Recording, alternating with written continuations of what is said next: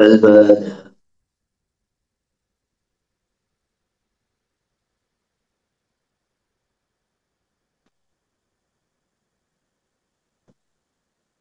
بسم الله الرحمن الرحيم. نحمده ونصلي ونسلم على رسوله الكريم.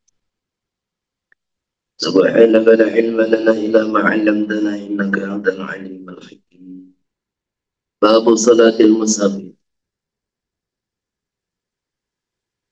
Jadi yang dimaksud dengan salatul musafir adalah tata cara sholat khusus, tata cara sholat yang hanya dikhususkan bagi orang yang sedang mengadakan perjalanan. Yang mana tata cara itu disyariatkan sebagai bentuk rukhsah atau satu bentuk keringanan khususkan kepada orang-orang yang sedang mengadakan perjalanan. Salat yang aturan aslinya harus dikerjakan di dalam waktunya masing-masing, sebagaimana firman Allah Subhanahu wa taala, "Inna salata kanat 'alal mu'minina kitaban mawquta." Sesungguhnya salat adalah suatu kewajiban yang Allah tetapkan atas orang-orang beriman dan sudah ditentukan waktunya masing-masing, dan sengaja mengeluarkan atau mengerjakan sholat di luar waktunya itu satu dosa besar. Maka di dalam safar ini ada satu keringanan di mana orang itu boleh menggabungkan dua sholat di dalam satu waktu. Kemudian yang kedua, sholat ini juga sudah ditentukan jumlah rakaatnya. Kemudian di dalam safar ini boleh, bukan wajib, boleh dalam madzhab Syafi'i, boleh mengerjakan sholat zuhur, asar, dan isya hanya dengan 2 rakaat. Terus satu perkara yang perlu diingatkan dan di mana ini banyak orang salah paham. Di antaranya orang awam memahami bahwasanya jamak dan qasar ini adalah satu keringanan yang selalu harus bersamaan, padahal tidak.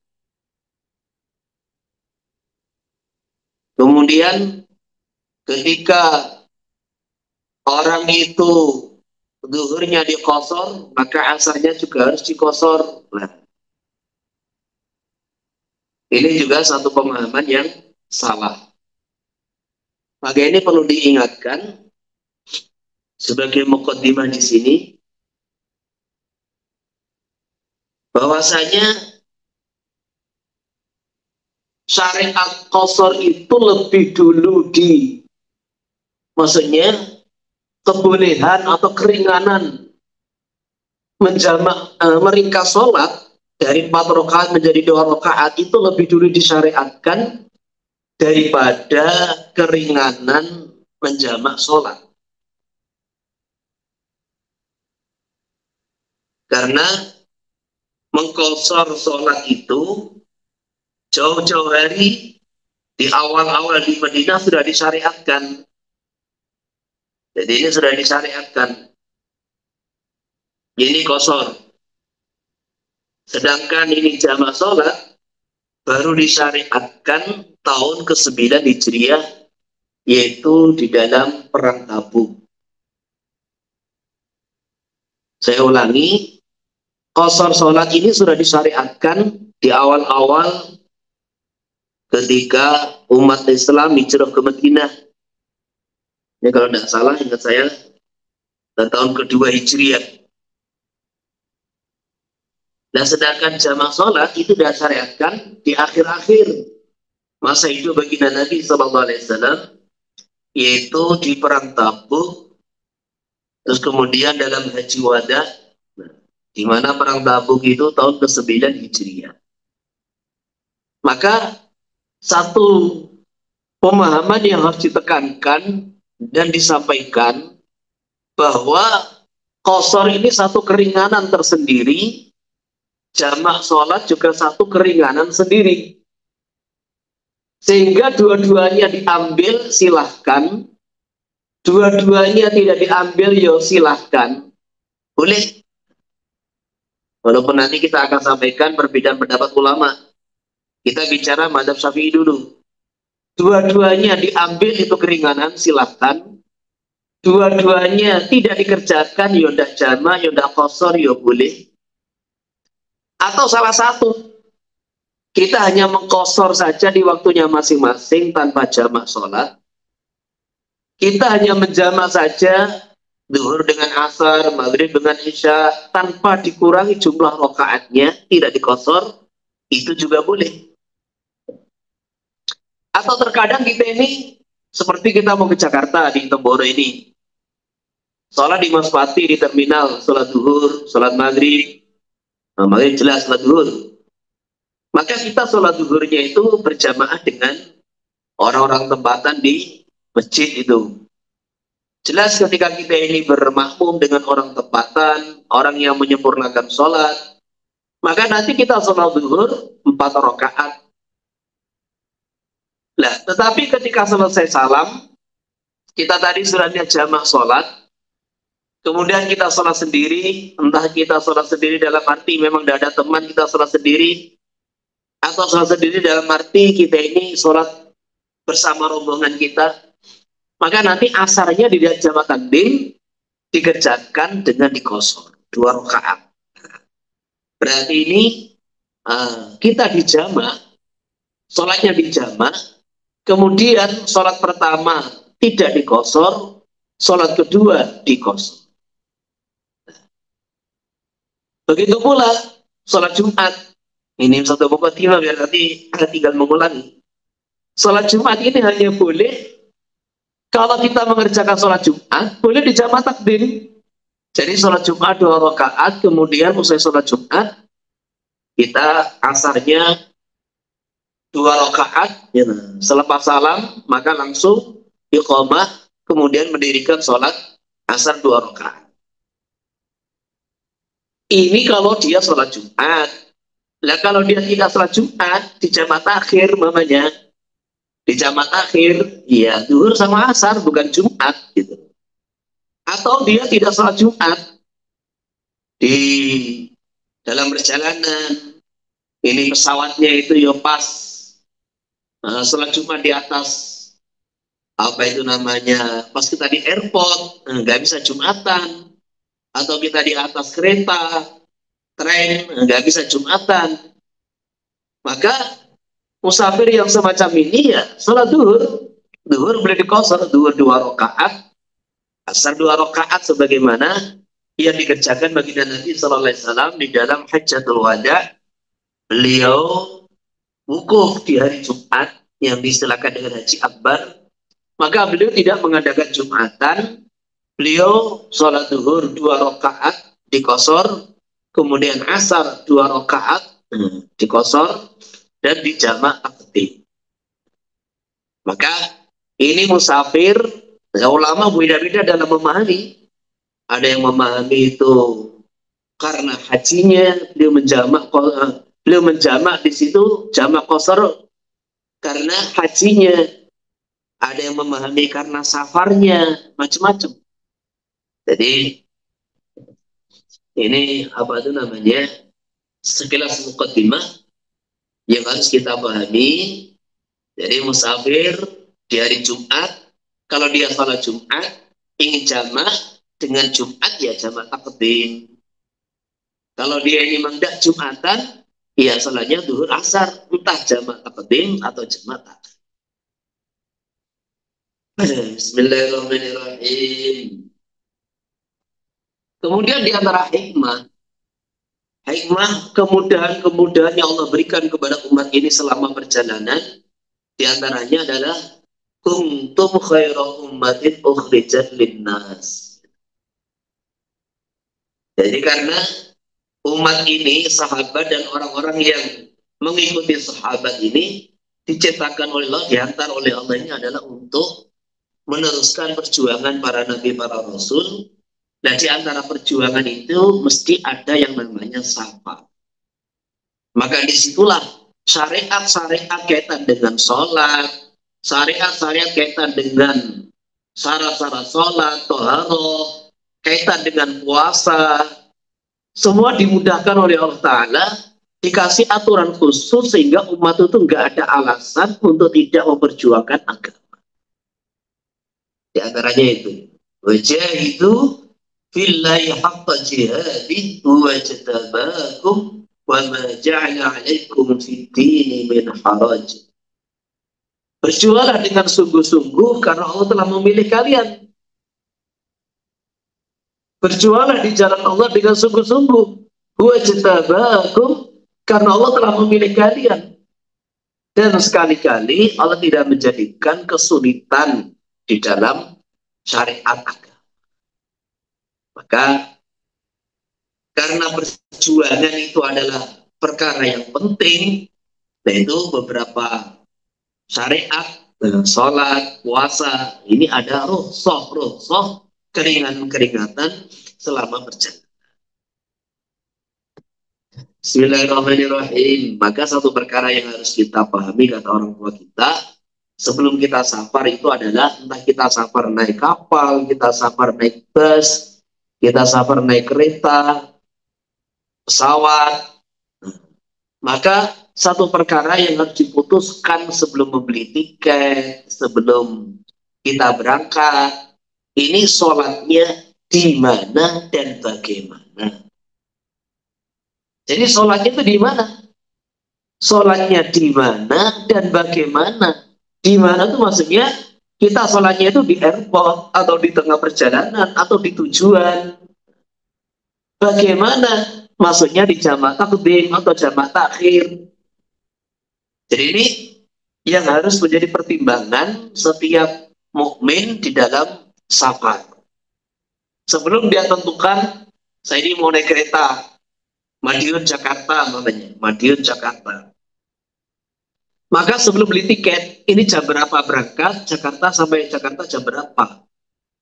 Kalau kita berangkat ini jam 8 malam, oh berarti ini maghrib, isya bisa dikerjakan di Madiun.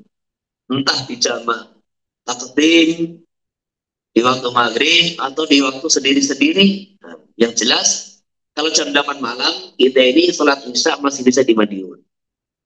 Terus sampai Jakarta jam berapa? Oh ternyata jam 6 pagi. Oh berarti kita ini sholatnya di atas kereta. Jadi nanti harus dipelajari. Semua jamaah dikasih tahu bagaimana tata cara sholat di atas kereta. Seperti biasa. Kita mau beli tiket bus kan gitu kan. Sampai Jakarta jam berapa? Sekarang ada tol cepat lah gitu. Biasanya sampai Jakarta subuh. Ada bus itu sampai Jakarta sudah terbit matahari. Maka kita harus antisipasi dengan sopir, dengan kondektur, bahwa kita minta diturunkan nanti di rest area atau di mana untuk sholat subuh. Jadi ini harus diperhatikan. Kita berangkat jam berapa? Oh jam 11 siang. Oh di tujuan berarti masih ada waktu asar. Oh berarti zuhur asar di jamak takhir. Kita mau umroh sekarang ini. Umroh ini kita perjalanan dari Kuala Lumpur, Jeddah, dari Jakarta, Jeddah. Perjalanan ke barat itu jamnya itu mundur. Karena kita ini semakin menjauh dari matahari. Jadi kalau kita berangkat dari Jakarta jam 12 siang, itu nanti sampai Jeddah jam 6 sore. Jadi terhitung cuma 6 jam. Kenapa terhitung 6 jam? Karena Jakarta dengan Jeddah itu selisih waktu 4 jam. Sehingga ini perlu diperhatikan. Kalau kita berangkat jam 12, maka harus bisa sholatnya di jamak takdim. Nggak mungkin dikerjakan di Jeddah karena ini sudah waktu maghrib. Umpamanya, kalau Jeddahnya itu maghribnya jam 6, tapi biasa jam 7 di sana maghrib. Jadi, kita ini gimana sholatnya? Kalau bisa sholat di Jakarta, bagus sholat di Jakarta, di jamaah takdim. Kalau nggak nutut, nah, kita mau sholat di Jakarta nggak nutut, ya nanti di jamaah takhir, di Jeddah sana. Ternyata di Jeddah juga nggak nutut. Ya, akhirnya sholatnya di atas pesawat, dihormatil waqt, jadi sholat sebisanya, nanti wajib dipulang. Dan nanti ada tata cara sholat di atas pesawat. Nah inilah, orang ahli ilmu itu dalam setiap gerak-geriknya itu yang dipikirkan, diantaranya hafidhu ala sholawati wa sholatil wusta, jagalah sholat. Ini ayat-ayat safari. Ayat safari itu maksudnya ayat yang turun dalam perjalanan. Jagalah sholat 5 waktu, wassolatil wusta, terutama sholat asar, terutama ini penekanan adalah ketika di dalam perjalanan. Jadi kita sabar dengan keluarga, anak, istri, kita sabar dengan teman. Satu pendidikan penting adalah sebelum kita beli tiket, sebelum kita berangkat, ini jadwal jam berapa, tiba jam berapa, harus diketahui. Termasuk pulang. Ini kalau kita ini pulang dari Jeddah ke Jakarta itu terhitung jadi 14 jam itu. Karena selisih 4 jam. Jadi mamanya jam 6 pagi kita berangkat. Jam 6 pagi kita berangkat dari Jeddah. Maka itu nanti sampai Jakarta itu adalah 12 tambah 2. Berarti jam 8 malam. Iya. Jam 6 pagi berangkat, sampai Jakarta jam 8 malam. Sehingga zuhur asar itu dikerjakan di pesawat, ya hormatil waqt, dan kemudian apa itu maghrib isya bisa di jamaah akhir di Jakarta. Kecuali pesawatnya Saudi Arabia, itu malah dikasih musola, bisa sholat dengan menghadap kiblat, rukuk sujud dengan sempurna. Ini nggak ada masalah, sehingga tidak wajib diulangi. Bismillahirrahmanirrahim. Inama tuksuru ruba'iyatun mu'addatun bisafari tawilil mubahi la faidatul hadari. Walau qadha faidata safari wal adaru qasru bisafaratun al-hadar. Jadi, ini aturan yang pertama adalah aturan qasar sholat atau meringkas sholat. Poin pertama, dari 5 sholat waktu itu, yang bisa diqasar adalah ruba'iyatun. Sholat yang jumlahnya 4 rakaat. Kemudian mu'addatun yang dikerjakan di dalam waktunya. Yang ketiga, bisafari tawili. Safarnya harus panjang. Al-mubahi yang halal. Bukan safar yang haram. Jadi al-mubah itu maksudnya bukan safar yang haram. Entah itu safar yang wajib, kayak safar haji, namanya safar mencari ilmu, safar yang sunnah, contohnya ziarah, umroh, yang sudah berkali-kali itu, atau safar mubah, tijarah, atau safar makruh, orang safar sendirian, tidak ada teman. Maka ini selama itu bukan haram, bukan safar maksiat, maka ini orang boleh qasar. Rubaiyatun mu'addatun fi safarin tawil. Safar yang tawil lah. Safar tawil itu berapa? Nah ini di kitab-kitab fikih itu kan uraiannya panjang gitu. Jadi kita menuntun seekor unta, dikasih muatan, disuruh berjalan, yaitu selama 2 hari, mulai pagi sampai sore, istirahat di malam, kemudian besok jalan lagi pagi sampai sore, dikurangi waktu sholat dan waktu istirahat. Maka ini perjalanan 2 hari, yaitu pagi sampai sore 2 kali, itu dapat berapa kilo? Nah disitulah para ulama mengadakan beberapa penelitian, hasilnya pun beda-beda.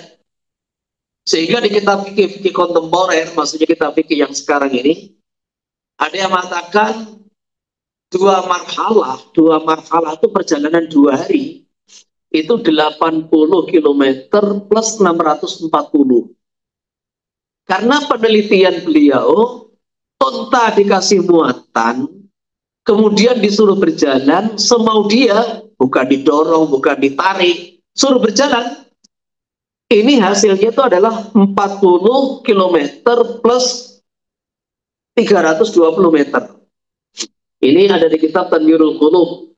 Ini juga karangan ulama Mesir, hidup tahun 1900-an itu.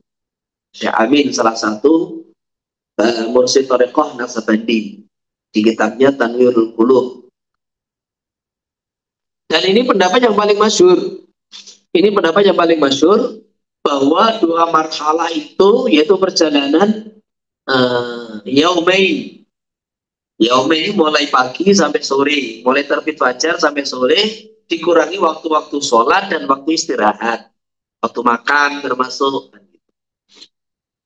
Maka kalau perjalanan sehari itu mendapatkan 40 km, 320 meter, 40,320, berarti 2 marhalah 80,640.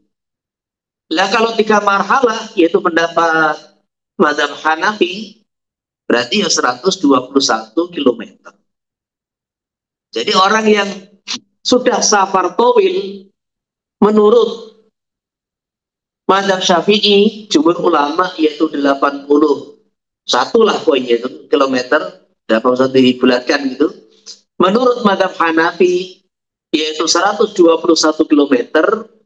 Kemudian ulama-ulama yang lain mengadakan penelitian, hasilnya juga beda-beda. Ada yang mengatakan 89 kilometer, ada yang mengatakan 91 kilometer. Ini kitab-kitab kontemporer hasilnya berbeda-beda. Namanya unta suruh berjalan kan ya pagi sampai sore. Ini namanya istirahat ya sebatas waktu yang maklum, berapa menit juga tidak ditentukan. Maka ketika ada selisih dalam perjalanan, ada yang kata 81, 89, 91, itu wajar. Itu wajar. Jadi safar towil adalah safar yang ada 2 marhalah, yaitu pendapat ulama berbeda-beda.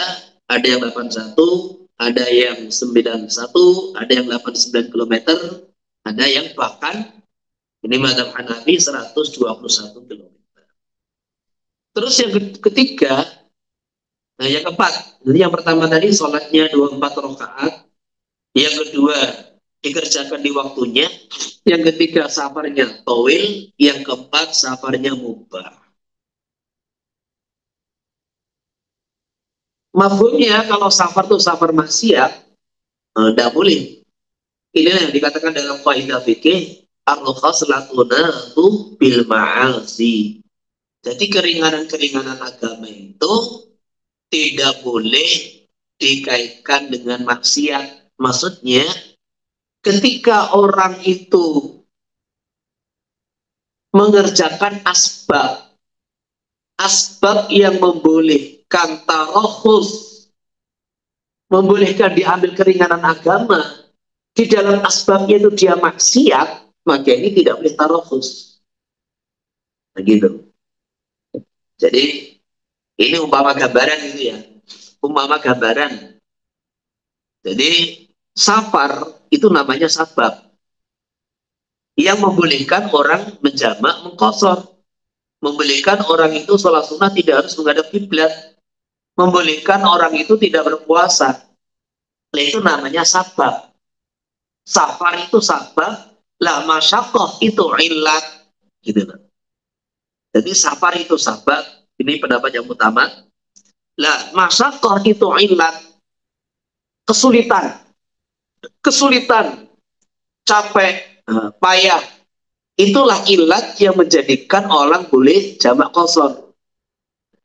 Nah ketika dia ini mengerjakan sabab, safarnya itu maksiat, maka ini agama tidak memberikan keringanan bagi dia untuk mengambil rukhsah.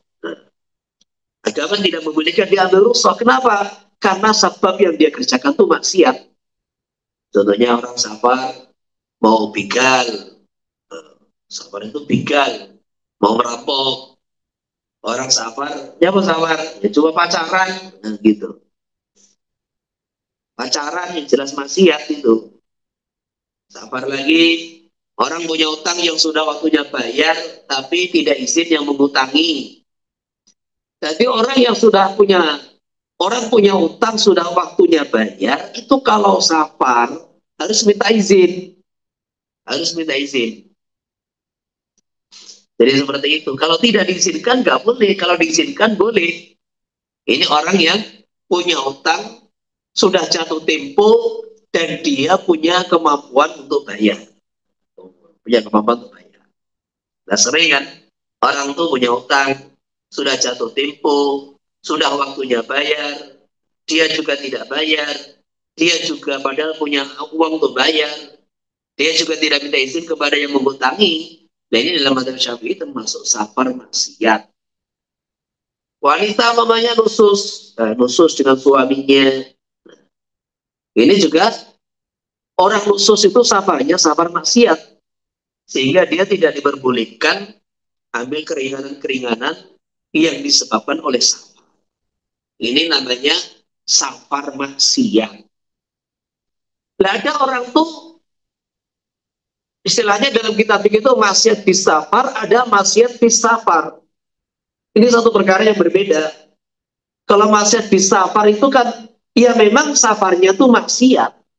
Nah, ya tadi yang dicontohkan tadi. Ya, maling, begal tadi, pacaran tadi. Nah, ada orang itu safarnya bukan maksiat, tetapi dia berbuat maksiat yang lain di dalam perjalanannya. Safarnya haji, umroh, dakwah, ziarah, tijarah, kan gitu kan. Silaturahim. Tetapi di jalan, ternyata dia ini mencuri. Di jalan, ternyata dia ini tidak jaga pandangan. Nah, jadi ini namanya bukan maksiat bisafar, tetapi maksiat di dalam perjalanan. Nah, yang begini tidak menghalangi seseorang untuk tarohus ambil keringanan-keringanan sebab safar. Dia ada 4 poin, harus 4 rakaat, sholat 5 waktu yang 4 rakaat, kemudian dikerjakan dalam waktunya, safarnya safar yang halal bukan maksiat. La baitatul hadari. Nah, maknanya apa? Sholat yang dikodok, nah, dikodok, ini boleh tidak itu di kosor. Sholat kodok boleh tidak dikosor. Jadi kata-kata mu'addah itu, sholat maghrib nggak boleh dikosor. Sholat kodok ditafsir. Kalau kodoknya itu kodok hador, sholat kodok itu karena tertinggal ketika dia di kampungnya, di rumahnya, maka nggak boleh dikosor. Tetapi kalau kodoknya itu faitatus safar, ini kan banyak ini, terus terang aja, termasuk yang dirisaukan oleh guru kita Kiai Haji rahimahullah, yaitu orang yang dia ini haji umroh, tapi faktanya di pesawat itu banyak yang nggak sholat, gitu. Jadi orang tuh haji umroh, faktanya di pesawat itu banyak nggak sholat. Kenapa? Ya satu karena tidak ada bukan manasik ya, tidak ada mudzakarah perjalanan yang lengkap bagaimana tata cara sholat di atas pesawat. Yang kedua, ya karena kurang perhatian dari orang itu sendiri. Jadi makanya pernah kita ini ketemu satu orang yang kayaknya dia baru safar dari Eropa atau di mana gitu. Kita duduk berdampingan. Ini gila atau subuh, dia langsung ke toilet. Langsung ke toilet, wudhu, kemudian dia sholat. Walaupun sholatnya dengan duduk di atas kursi. Kan. Jadi seperti itu. Ini perhatian gitu. Makanya banyak orang itu dalam safar, ketika di pesawat, ya tidak ada mudzakarah tata cara sholat. Bagaimana ini sholat, menjaga sholat di atas pesawat, akhirnya ya sampai berangkat, sampai landing, kayak tadi maunya dari Jeddah jam 6 pagi, tiba di Jakarta jam 9 malam, jam 8 malam. Nah ini kan jelas, ini zuhur asar, tidak bisa dikerjakan di bawah. Nah, ini harus dikerjakan di atas, walaupun tidak bisa menyempurnakan sholat. Nah, ternyata banyak orang tuh nggak sholat, akhirnya sholatnya dikodok. Lah, yang kodok semacam ini, nanti sampai Jakarta dikodok, namanya yang penting di Jakarta dikodok. Jadi sholatnya faitatus safar, kodoknya fi safar, maka boleh dikosor. Zuhur, asar, isya, boleh dikosor. Tetapi kalau tadi faitatul hadar, tertinggalnya di rumahnya, di kampungnya, dikodok dalam safar, atau sebaliknya, faitatul safar dikodok bil hadar, kodoknya di rumahnya, makanya harus disempurnakan 4 rakaat. Makanya, lau kodok faitatul safari pada danu qasru bi safar dunal hadari. Kalau dia mengkodok sholat yang tertinggal dari waktunya di dalam perjalanan, maka pendapat Imam Syafi'i yang double-kan qasru fi safar. Jadi kalau kodoknya fi safar boleh dikosor, dunal hadari, kalau kodoknya di hadar tidak boleh. Nah, ini poin pertama. Poin pertama yaitu judulnya sholat apa saja yang boleh dikosor. Jawabnya zuhur, asar, isya dengan persyaratan-persyaratan yang disebutkan di atas. Terus sekarang poin kedua, judulnya kapan orang dikatakan musafir. Ini poin penting. Jadi banyak orang tuh terkadang salah paham. Dia di rumahnya menjamak sholat, gitu. Tidak boleh, walaupun ini kalau kita bicara khilafiyah ini ada aja yang membolehkan. Sehingga orang mau safar, di rumahnya dia sudah jamak. Nah, ini kalau kita cari pendapat fikih itu ada saja. Gitu. Tetapi mazhab Syafi'i tidak membolehkan. Kenapa? Kalau kamu masih di kampung namanya bukan musafir. Begitu pula kamu tuh pulang dari safar. Ini dari Surabaya, kan gitu kan? Atau dari jauh lah. Nah ini dari Surabaya, kita ini pulang malam, nanti jamak takhir aja. Ya udah jamak takhir lah. Ketika jamak takhir ya berhenti dulu di Madiun, di Mospati. Orang Temboro berhenti dulu di Winong. Untuk apa? Jamak takhir. Nggak boleh ini terus. Kita ini jamak takhir ternyata di rumahnya. Nanti hukumnya berbeda. Kalau maghrib bisa, ya isya-nya itu sholat ada, maghribnya sholat qadha. Sholat qadha bukan jamak namanya, tapi sholat qadha. Jadi kapan orang dikatakan status musafir dan kapan orang dihukumi selesai hukum safar. Jadi kita ini sejak kapan dikatakan musafir dan sampai kapan ini terakhir finishnya dikatakan sudah bukan musafir. Ini yang mau kita bahas secara ringkas. Wa man safara min balad tadatin wa safarihi mujawazatu suriha. Baikana wara'ahu imaratun usturita mujawazatuha min as-sahih. Qultu al-asah la yustaratu wallahu a'lam. Jadi kapan orang dikatakan musafir, maka Imam Nawawi menjelaskan bahwa kampung itu ada yang memiliki batas, ada yang tidak memiliki batas. Jadi kalau sekarang itu kan tradisi orang sekarang, batas kampung itu adalah ada kapurannya. Ada kapurannya. Itu sebagai surun balad. Dan di sini cukup melewati kampungnya sendiri, bukan mamanya saya ini tinggal di Mospati, harus keluar dari seluruh kecamatan Mospati, enggak. Saya tinggal di Kabupaten Magetan. Saya baru dikatakan musafir ketika harus keluar dari Kabupaten Magetan, enggak. Jadi orang itu dikatakan musafir cukup melewati batas kampungnya sendiri ketika di kampungnya itu memiliki batas. Jadi sejak zaman dulu itu, kalau di Madinah itu ya, itu ada gapurannya. Jadi kota itu dikelilingi benteng. kemudian ada pintu masuknya, itu sudah zaman dulu, namanya surul balad. Jadi kota-kota penting itu ada bentengnya, kemudian ada pintu masuknya, ada gapuranya. Dan ternyata itu berlaku sampai sekarang. Maka waman safara min baldatin, barang siapa memulai safar dari satu kota, termasuk Korea, satu kampung, satu desa, maka awal dia dikatakan safar adalah mujawazatu suriha, melewati batas balad tersebut. Kalau wara'ahu, dari wara' asur, wara' itu maksudnya di luar sur. Nah sekarang gimana? Tanya Pak. Kalau ini satu kota, ada bentengnya, ada gapuranya. Nah, di luar gapura, wara' itu di luar. Di luar gapura itu masih ada bangunan. Jadi kan ada perluasan itu kan. Jadi ternyata kampung itu memiliki perluasan. Di luar gapura ternyata ada beberapa imarah, ada bangunan.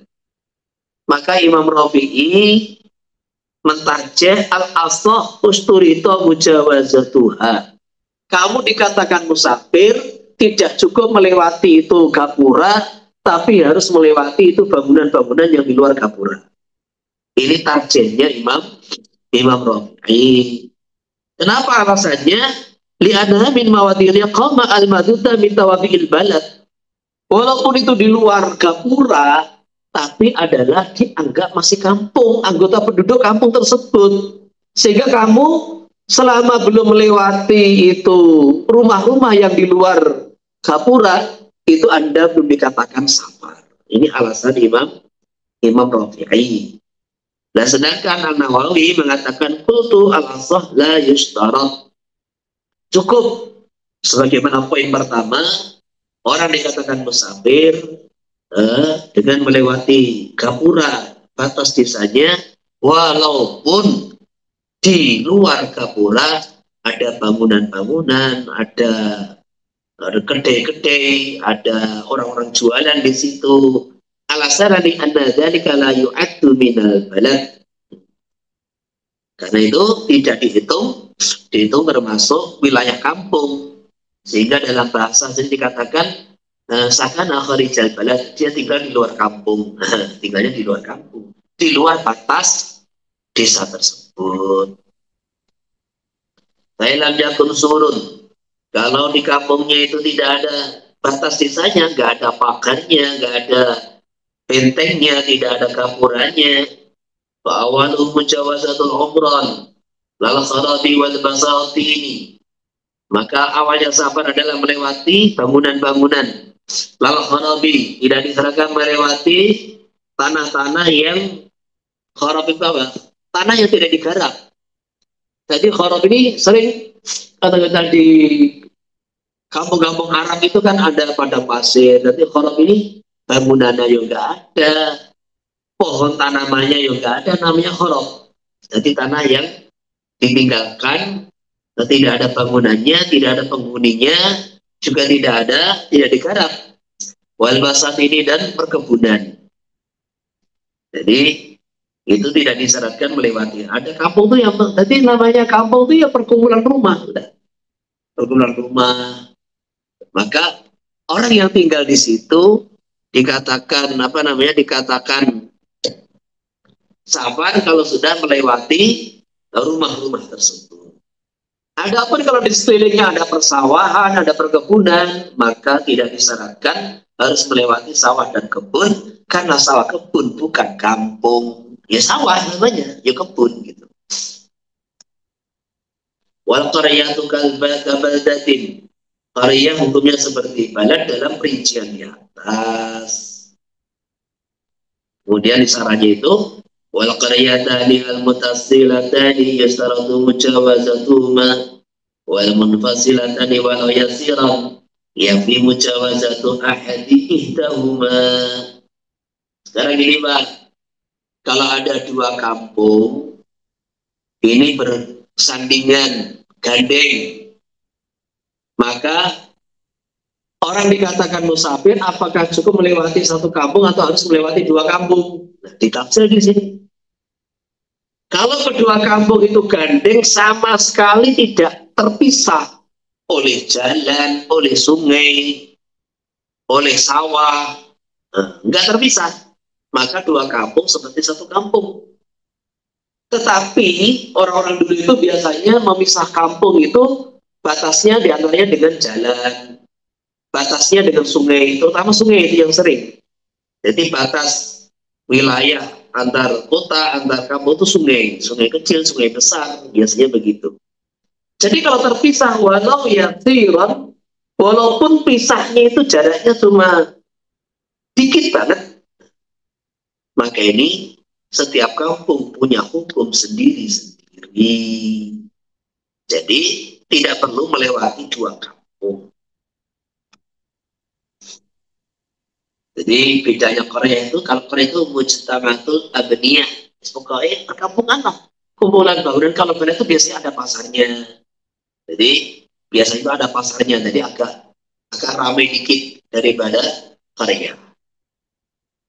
Wa awalu safari sakiril khiyami. Kemudian bagaimana orang yang tinggal di kemah-kemah kayak itu orang-orang Turki, dan itu kan kampung haji yang mendirikan Turki Osmani itu kan orang-orang Turki. Turki itu ya satu negara bagian di Cina bagian barat. Cina bagian barat. Jadi ya ada keturunan Mongolnya juga dari Cina bagian barat di situ. Itu kan ada Turki Timur itu.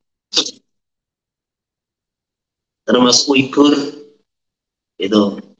Jadi dulu mereka ini hijrah karena bermusuhan dengan Mongol itu, akhirnya terus tinggal di Turki itu, kemudian terus membela satu khalifah yang ada di zaman itu, sampai akhirnya karena keahlian mereka dalam perang, bela diri, perang itu nggak diragukan, akhirnya sampai mendirikan negara. Jadi hidupnya itu pindah-pindah. Orang Mongol itu hidupnya itu pindah-pindah. Jadi membawa kemah untuk dipasang. Kalau di mana mereka ini bawa ternak, ada padang rumput, tinggal di situ.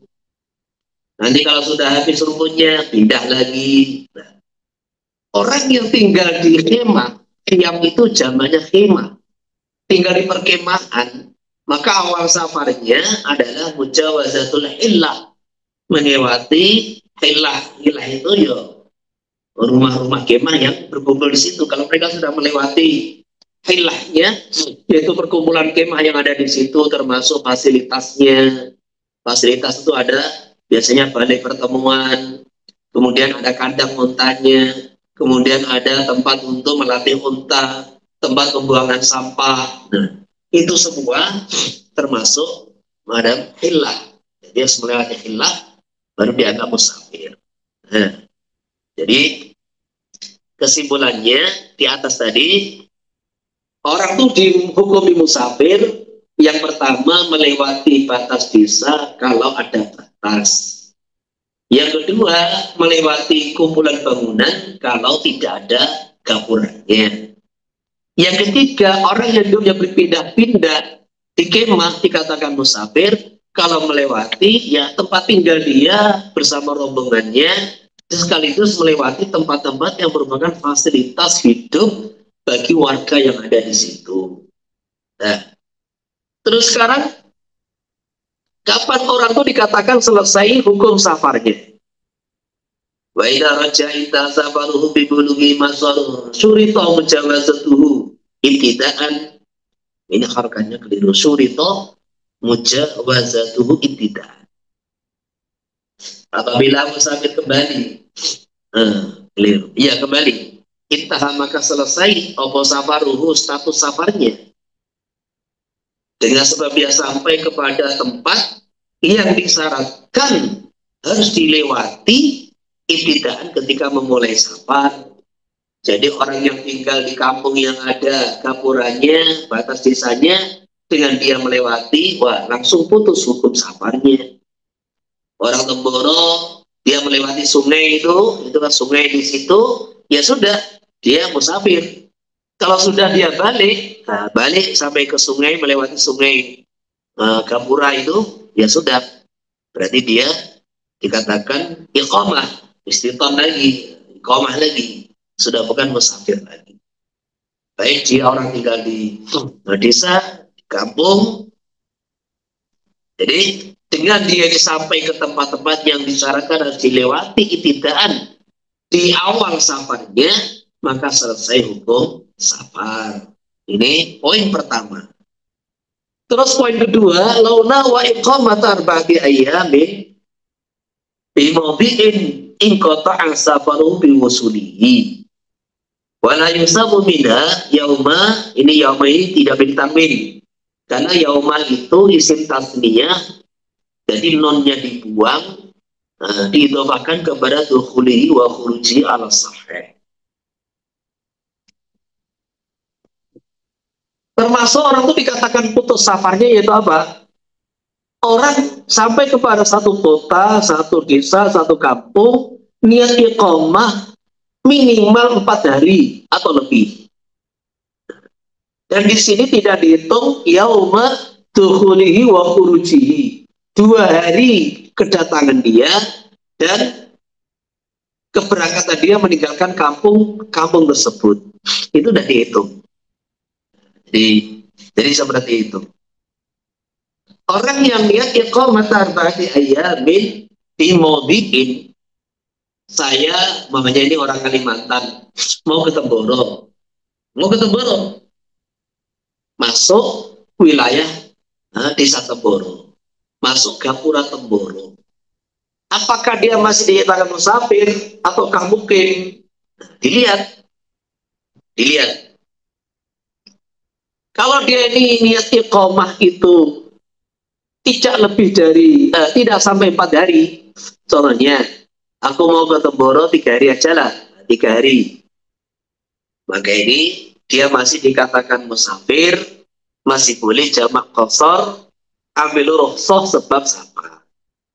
Tetapi kalau dia misalnya niat iqamah 4 hari, 5 hari, 10 hari, maka sejak dia datang ke Temboro, ini sudah putus inqata'a safaruhu biwusulihi.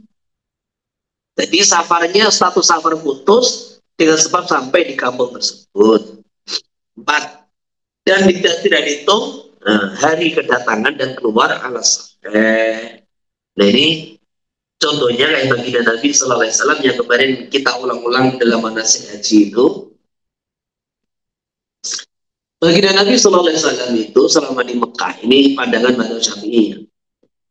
Beliau selama di Mekah itu qashar terus. Kalau jamak menyesuaikan diperlukan atau tidak. Tetapi kalau qashar, beliau haji wada itu 10 hari selama di Mekah qashar terus. Nah ini qashar ini dipahami oleh ulama-ulama Madzhab Syafi'i, qasharnya Nabi karena safar.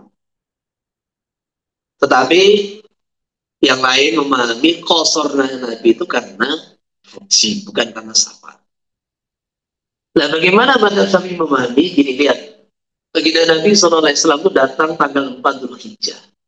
Jadi beliau perjalanan dari Madinah, masuk kota Mekah tanggal 4 Dzulhijjah. Tanggal 5, 6, 7 di Mekah.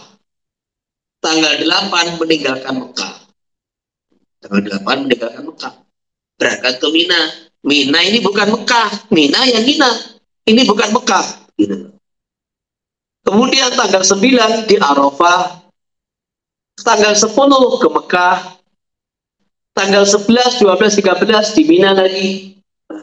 Tanggal 14 haji tawaf wada terus pulang. Jadi di sini coba kita hitung. 4, 5, 6, 7, 8, 9, 10, 11, 12, 13, 14. Beliau di sana apa itu 4, 5, 6, 7, 8, 9, 10, 11, 12, 13, 14. Beliau di sana itu 11 hari. Nah ini rawi-rawi hadis mengatakan baginda Nabi SAW itu haji wada itu 10 hari. Nah, karena tidak menghitung kedatangan dan kepergian. Tanggal 4 tidak dihitung. Dan tanggal 5, 6, 7 beliau di Mekah, maka iqamah di Mekah 3 hari. Beliau qasar terus. Selama di tanggal 8 di Mina, 1 hari qasar terus. Di Arafah, zuhur asar juga diqasar. Di Musdalifah, maghrib isya diqasar. Tanggal 10 di Mekah juga diqasar. Kemudian 3 hari di Mina diqasar. Jadi ini kata para ulama, Nabi itu iqamah 3 hari. Karena tidak menghitung hari kedatangan dan hari keberangkatan. Walaupun beliau dikatakan di Mekah itu selama haji itu 10 hari, tapi karena berpindah-pindah, sehingga tidak pernah tinggal di satu kota melebihi 3 hari tanpa menghitung hari kepergian dan kedatangan. Tanggal 4 beliau datang, tanggal 8 meninggalkan Mekah. Maka yang dihitung 5, 6, 7.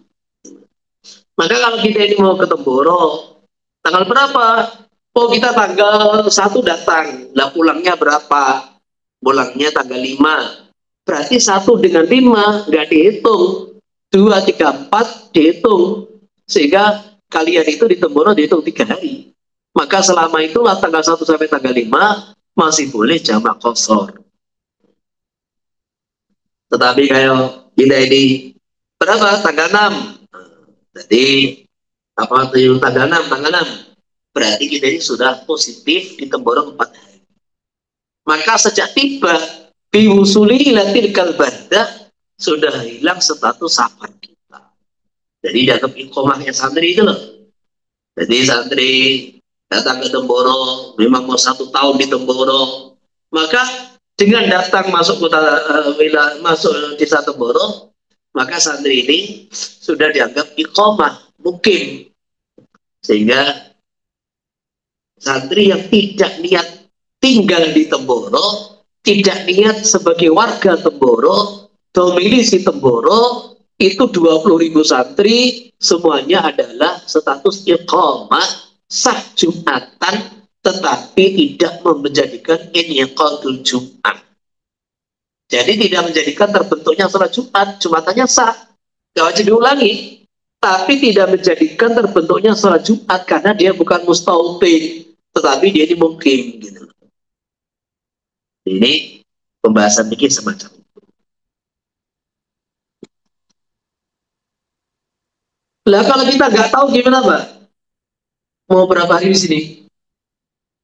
Ya termasuk itu jamaah tabligh itu namanya kan dia pindah-pindah 3 hari, 3 hari, 3 hari. Nah, kalau 3 hari itu bukan pindah masjid ya, pindah kampung. Nah, maka selama 40 hari kita ini qasar terus ya, nggak ada masalah. Caranya tidak bermakmum dengan orang tempatan. Kalau kita bermakmum sama orang tempatan ya nggak boleh, harus intemam. Kalau nggak bermakmum, boleh qasar terus. Jadi syaratnya 3 hari pindah kampung. Karena kan kita datang hari Jumat. Nah, datang hari Jumat. Sabtu, Ahad, Senin pindah. Sebetulnya kita cuma dihitung iqamah di situ 2 hari. Karena hari Jumat dengan hari Senin itu tidak dihitung. Termasuk di Jakarta. Berapa hari? 15 hari. Lah kok qasar terus? Lah saya pindah-pindah kok. Hari ini di Bekasi 3 hari, kemudian terus di Tangerang 3 hari, kemudian di mana lagi di Bintaro 3 hari. Nah, jadi walaupun 15 hari di Jakarta itu luas, maka setiap kampung punya hukum sendiri-sendiri. La qama bi baladin bi niyati ayyarhala idha hasrat hajatun yatawaqquha kulla waqtin.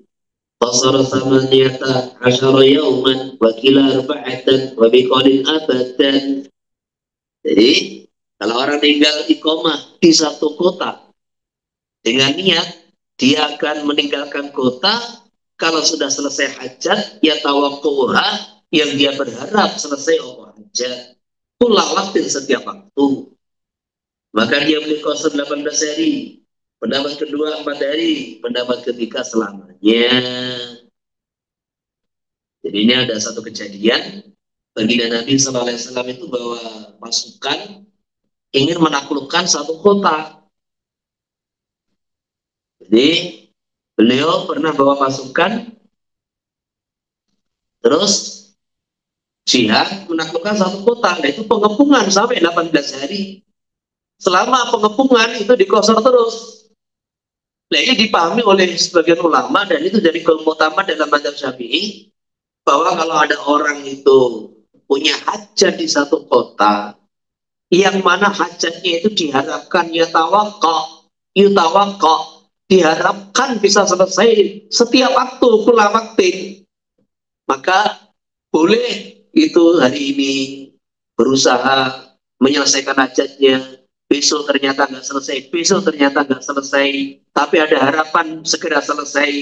Kayak orang mengepung satu kota, siapa tahu hari ini dikalahkan, besok dikalahkan. Nah, itu pernah kejadian bagi Nabi Sallallahu Alaihi Wasallam mengepung 18 hari. Ini yang dipahami. Nah, kemudian ada yang mengatakan 4 hari tanpa menghitung, masuk dan pergi, sebagaimana apa itu masalah sebelumnya. Nah, yang ketiga selamanya. Loh, kenapa? Baginda Nabi Sallallahu Alaihi Wasallam itu mengqasar sholat 18 hari, itu tidak pernah beliau membatasi di situ dalam kejadian itu harus 18 hari, maksimal 18 hari, enggak. Karena hajat beliau itu selesai dalam masa 18 hari. Seumpama pengepungan itu enggak selesai 18 hari, insya Allah Nabi juga qasar terus sampai ditaklukkan itu kota yang didatangi. Sebagaimana riwayat dari Abdullah bin Umar radhiyallahu anhu, beliau apa itu membawa pasukan, ikut pasukan pengepungan di Asia Tengah, kalau nggak salah, di Asia Tengah itu beliau tinggal di situ selama 6 bulan qasar terus. Karena apa? Ya karena ini memang pengepungan, penaklukan belum berhasil, sehingga tinggal di satu tempat itu bukan 18 hari. Bahkan di situ mungkin berpindah-pindah atau di satu tempat itu satu daerah sampai 6 bulan. Beliau qasar terus. Jadi secara mudrok, ini pendapat ketiga ini yang suruh abadan ini bihasabil hajat, ini secara mudrok, secara dalil itu ya sangat kuat begitu. Wakila al-khilafu bi khaifil kital la tajri wa nahwihi. Tiga pendapat ini hanya berlaku bagi orang yang maksudnya menghadapi kekhawatiran sebab perang atau orang yang berjihad, muqatil wal muqatil. Tidak boleh bagi semisal pedagang, terus orang yang belajar, itu nggak boleh.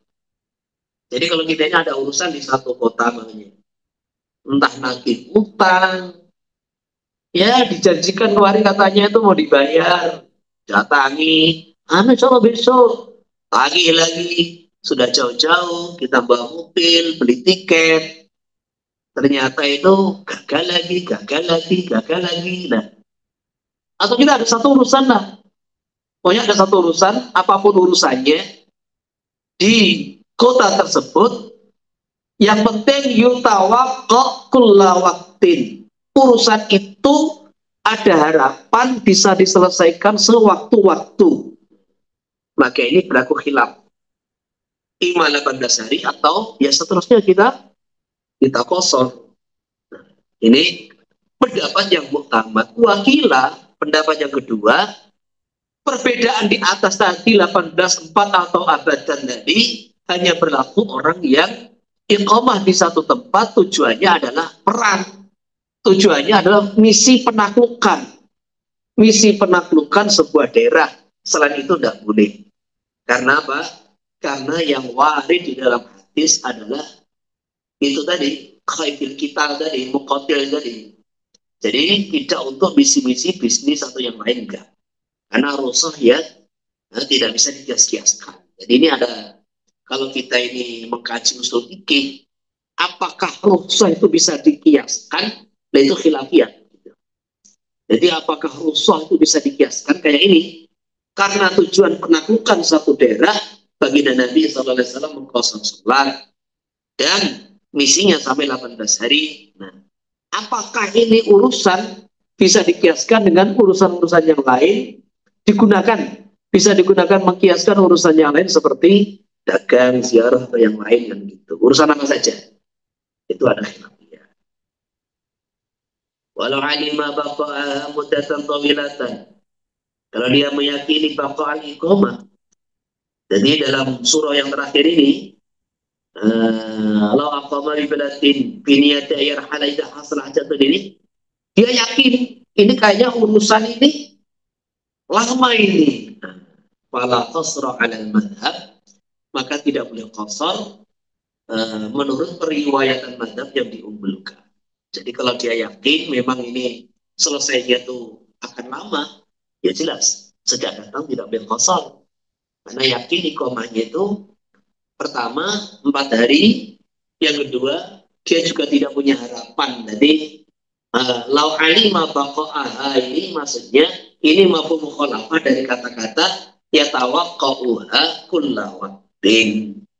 Jadi dia punya harapan selesainya hajat itu setiap waktu. Jadi kalau dia tidak mempunyai harapan itu, sebaliknya dia yakin bahwa hajatnya akan berkepanjangan 4 hari atau lebih, maksudnya ini 4 hari atau lebih, ya sudah datang langsung tidak punya kos. Oke, jadi ini orang yang pertama. Sebelum kita membahas berikutnya, silakan yang berkaitan dengan safar dulu. Yang berkaitan dengan safar mau ditanyakan, silakan ditanyakan.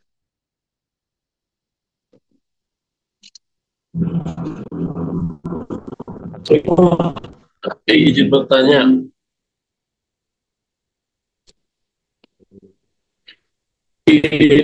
Untuk Putus. dan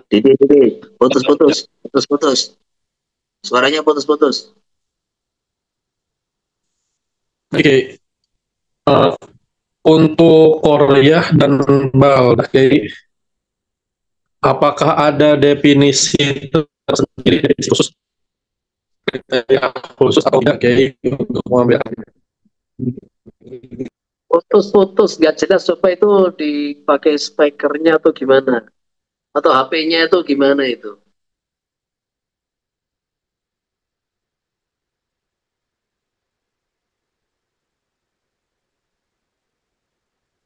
Malah kemana ini orang?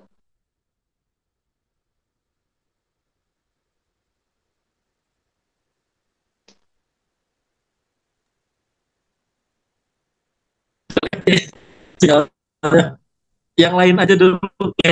Ya, ngomongnya dekat HP coba, jelas. Aku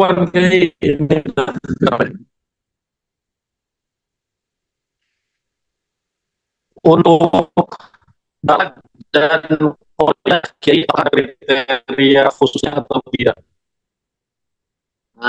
Putus lagi. Barang sambung Fatihah ini kayaknya. Coba yang lain dulu, yang lain diperbaiki itu dulu, yang lain. Coba diperbaiki itu speakernya itu.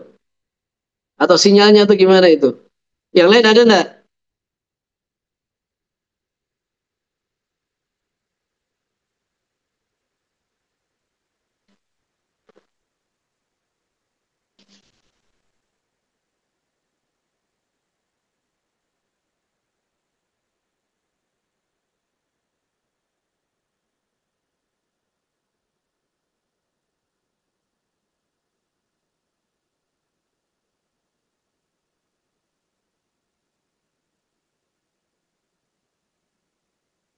Gak ada pertanyaan lain? Alhamdulillah. Coba diulang lagi. Dede gimana?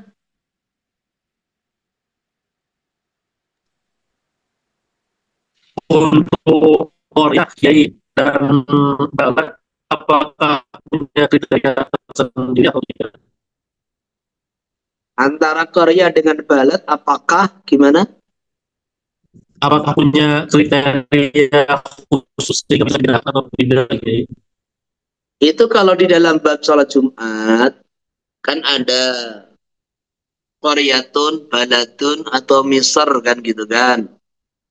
Jadi kalau qaryatun itu ya sudah perkampungan, yang penting perkampungan itu perkumpulan bangunan yang dihuni. Jadi kumpulan-kumpulan rumah, kemudian ada penghuninya, itulah namanya qaryatun. Kalau mahallatun itu kumpulan yang kecil, satu kayak 20 rumah. Nah, itu namanya mahallah atau mahillah dan mahallah begitu. Kalau qaryatun agak besar dikit. Nah, kalau desa itu sudah ada pasarnya. Jadi di antara tandanya itu balad itu sudah ada pasarnya. Nah, kemudian kalau misr itu sudah ada pasarnya. Jadi ada pasarnya juga ada qadhinya di situ. Jadi ada pasarnya, ada qadhinya, itu sudah dikatakan Mesir. Misr. Yang jelas balad itu lebih ramai daripada qarya. Tapi lebih ramai, lebih banyak penduduknya, dan jelas itu yang lebih maju daripada sekedar qarya. Yang lain. Kalau nggak ada, lanjut. Bismillahirrahmanirrahim. Masuk di suratil Qasri. Wa tawilu safari samaniyatan wa arba'una milan hashimiyatan. Safar yang tawil adalah 48 mil. 1 mil itu ya kira-kira 1 mil itu 1,6 gitu. 1,6 kilometer. Jadi 1,6 kilometer. Atau lebih. Dari mana 1,6? Ya, 1,6 kilometer. Hashimiyatan, maksudnya ini mil ukuran Bani Hashim. Jadi kita nggak paham. Betul, ini bahasa-bahasa zaman dulu. Nah, 48 mil Hashim ini kultu dijelaskan oleh Imam Nawawi bahwa marhalatani bisairil afqali, yaitu perjalanan 2 hari dengan jalannya asqal, onta yang dikasih muatan, wal bahru kal barri, perjalanan di laut sama dengan di darat. Jadi perjalanan laut tentu lebih lambat daripada perjalanan di darat. Tetapi di situ wal bahru kal barri. Jadi perjalanan di laut ini jaraknya sama dengan perjalanan di darat. Terus kalau qata'al amyala fi sa'atin qasara. Nah, ini Imam Nawawi menegaskan, ini wallahu alam, ini tambahan Imam Nawawi yang tidak ada dalam kitab Muharrar. Jadi al-amyal itu jamannya mil. Kalau 48 mil tadi dia tempuh dalam sekejap. Ya, sekarang ini 81 kilometer. Yang dulu kalau seril afqal ini 2 hari, sehari semalam atau 2 hari, 2 kali siang kan gitu kan. Nah sekarang pakai sepeda motor, ya 1 jam, 2 jam, pakai mobil 1 jam, 1 jam setengah, 2 jam, lihat jalannya kan gitu kan. Nah kalau pakai pesawat, kalau pakai pesawat 100 kilo atau 80 kilo itu cuma berapa? Nah, cuma 10 menit kan gitu kan. Atau 15 menit. Itu kalau pesawat penumpang. Nah, kalau pakai pesawat jet itu 100 kilo cuma 2 menit. Cuma 2 menit, 1,5 menit aja itu. Jadi makanya Imam Nawawi rahimahullah menegaskan lau qata'al amyala fi sa'atin qasar. Jadi kalau dia menempuh itu 48 mil dalam safar itu sesaat, karena mungkin cepat itu, tetap boleh qasar, karena yang dihitung itu jaraknya bukan waktunya. Jadi al-ibrah bil masafah la bi zamanis sair. Jadi tawafur ini adalah jaraknya, bukan waktu perjalanannya. Makanya di awal sama niatun wa arba'una milan. Ini adalah pernyataan ulama-ulama mutaqaddimin 48 mil. Lah sedangkan menurut Imam Nawawi 48 mil itu kalau ditempuh itu perjalanan 2 hari. Jadi penjelasan mengenai yaumin itu adalah penjelasan mengenai jarak 48 mil. Makanya seumpama orang itu bisa menempuh itu 48 mil dalam waktu singkat, ya tetap boleh qasar. Karena al-ibrahuna fil masafah la fi zaman sair gitu. Walau isaratu qasdu mawdi'in mu'ayyanin awalan. Disyaratkan mempunyai tujuan yang jelas sejak awal safar. Biar tahu berapa jarak safar kita. Walau qasra lil ha'i baitala safaruhu. Tidak boleh qasar bagi orang yang bingung walaupun perjalanannya ternyata panjang. Walau talibi gharimin wa abikin yarji mata wajadahu. Orang yang mencari gharib, orang yang berhutang, jadi mau dicari, mau ditagih. Abikin, budak yang kabur, yang dia ini akan kembali sewaktu-waktu menemukannya, tetapi wala ya'lamu mawdi'ahu, dan tidak mengetahui posisinya di mana. Jadi perhatikan ini. Jadi ibarat-ibarat itu coba diperhatikan. Poin pertama, poin kedua, syaratnya qasar tadi jaraknya tawil. Kemudian, dan jarak tawil itu adalah yang diperhatikan jaraknya, bukan waktunya. Maka Imam Nawawi mengatakan perjalanan 2 hari itu bisairil asqal, bukan bisairil apa kuwi, bisairil himar atau bisairil faros. Bukan, tapi bisairil asqal. Nah, jadi seperti itu. Terus yang kedua, orang harus tahu sejak awal safar tujuannya kemana. Nah, maksud dari para syarat ini adalah untuk mengetahui berapa jarak safarnya. Sehingga mafhumnya, orang yang tidak tahu berapa jarak safarnya nggak boleh qasar. Contohnya haid. Orang bingung, orang galau, mau kemana? Nggak tahu. Nggak tahu. Mau kemana? Nggak tahu. Terserah kaki melangkah, nggak tahu pokoknya. Jadi mau bingung ini. Jadi haim itu adalah orang yang safar tapi nggak tahu arah tujuannya. Jadi orang linglung. Nah orang begini ini, wentola safaruhu nggak boleh qasar. Karena nggak jelas, dari awal nggak jelas.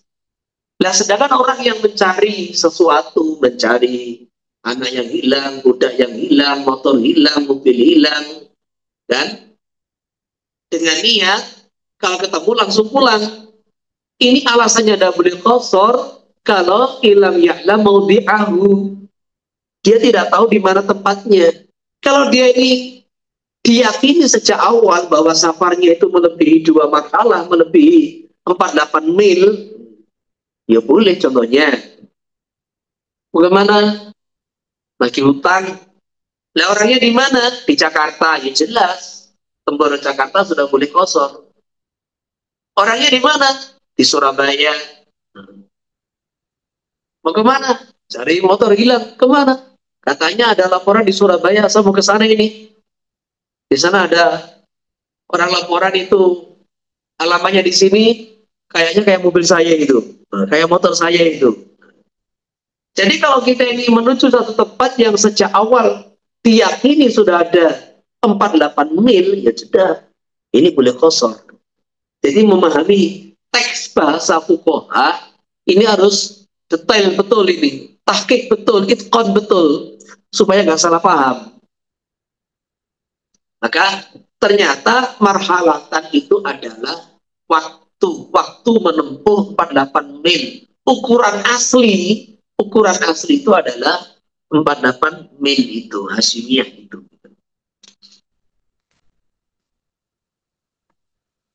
Walau kana li maqsidi tariqani tawilun wa qasirun. Fasalaka tawila li gharatin kasulatin wa amnin qasara wa ila fa'ala bil adhari. Ini namanya tafriq. Ada satu masalah. Kalau tujuannya itu ada dua jalan. Satu sudah ada 81 km atau lebih, yang satu nggak ada. Kalau dia contohnya di sini dari Temboro mau ke Solo. Kalau dia lewat Ngawi itu jelas melewati dua makalah. Batu Solo tuh Karanganyar ya, Karanganyar ya. Kalau dia lewat Gunung Lawu itu nggak ada 80 kilo, nggak ada. Contohnya seperti itu. Saya mau ke Nganjuk, lewat Madiun, Caruban, Saradan, ya nggak ada, 80 nggak ada. Tapi kalau saya dimuter lewat Ponorogo, Trenggalek, Tulungagung, Kediri, ya jelas itu lewat. Nah kalau dia menempuh jalan yang pendek, jelas nggak boleh kosor. Kalau menempuh jalan yang panjang, boleh nggak kosor. Maka ditafsil, insalaka tawila li gharatin. Kalau dia ini menempuh jalan yang panjang karena ada satu tujuan yang dibenarkan, kasuhulatin, jalannya tol enak, oh amnitorik, jalannya aman, atau mungkin di sana mau silaturahim, nah, ya kosor boleh kosor. Wailah kalau dia tidak ada tujuan selain kosor, yang ngopo itu ke Karanganyar aja kok.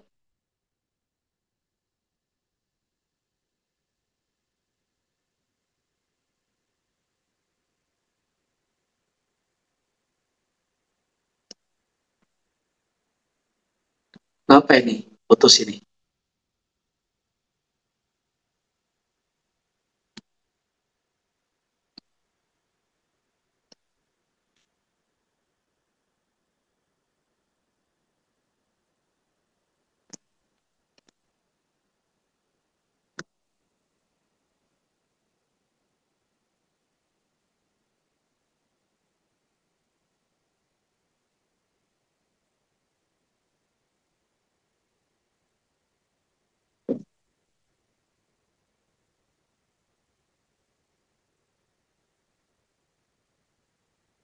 Kenapa tadi hilang?